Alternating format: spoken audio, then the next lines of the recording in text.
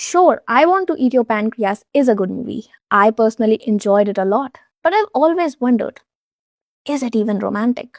Would Sakura have ever given this particular guy a chance if she wasn't dying? Because when you know you are going to die in a few months, everything becomes more intense, more meaningful, more urgent. You want connection, you want intimacy, you want to experience love before time runs out. And I understand that.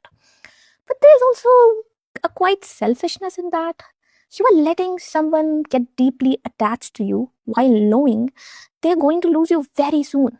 And that loss is something they'll carry long after you're gone. And then there's another thing that makes me uneasy. We never really see Sakura when she wasn't dying.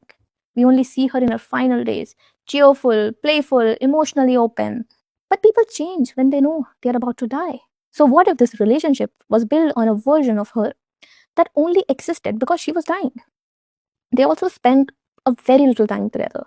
There were no real conflicts, no long term struggles, no mundane realities, just intense, meaningful moments. And maybe that's why it feels perfect. It never had the chance to become imperfect.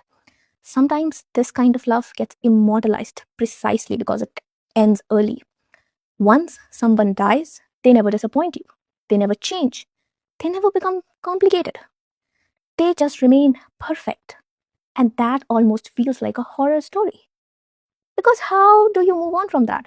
How do you build a normal relationship after this when your idea of love was shaped by something so intense, so short, and so tragic? I also think this story resonates deeply with people who feel devoid of love or unworthy of it. If you feel like no one would choose you for a lifetime, then a dying person choosing you feels more believable. It's temporary, it's situational, it's easy to accept than someone choosing you fully and permanently. And that is kind of sad. This kind of love starts to feel more real than long term love, not because it's deeper, but because it feels more attainable. And maybe that's why this movie feels romantic. In fact, it is advertised as a romance movie.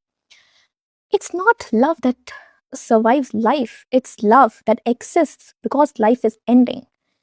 And maybe we sometimes romanticize short, intense connections over long, complicated, imperfect, real relationships. And maybe that's why stories like this feel beautiful, but also unsettling.